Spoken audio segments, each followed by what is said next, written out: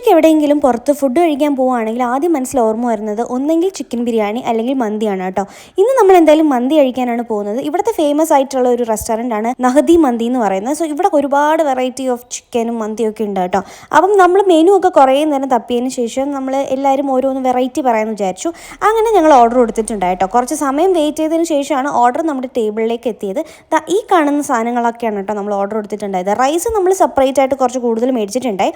Chicken എന്ന് പറയുമ്പോഴത്തേക്കും first one Afghani ചിക്കനാണ്, ഇത് ഞാൻ മേടിച്ചതാണ്. പിന്നെ ഗ്രീൻ ചില്ലി ചിക്കൻ മേടിച്ചു, ലെബനീസ് ചിക്കൻ മേടിച്ചു, പിന്നെ നോർമൽ ഒരു ഷവായ ചിക്കൻ മേടിച്ചു കേട്ടോ. അപ്പോൾ ചിക്കൻ ഇത്രയും ക്വാർട്ടർ പീസസ് ആണ് മേടിച്ചത്. റൈസ് അൺലിമിറ്റഡ് ആയിരുന്നു കേട്ടോ. അങ്ങനെ എല്ലാവരും കഴിച്ച് സ്റ്റാർട്ട് ചെയ്തു കേട്ടോ. ഗ്രീൻ ചില്ലി ചിക്കൻ സൂപ്പറായിരുന്നു, നല്ല സ്പൈസി ആയിരുന്നെങ്കിൽ നല്ല ടേസ്റ്റ് ഉണ്ടായിരുന്നു കേട്ടോ. ലെബനീസ് ചിക്കനും അഫ്ഗാനി ചിക്കനും ഒരു ക്രീമി ടെക്സ്ചർ ആയിരുന്നു കേട്ടോ.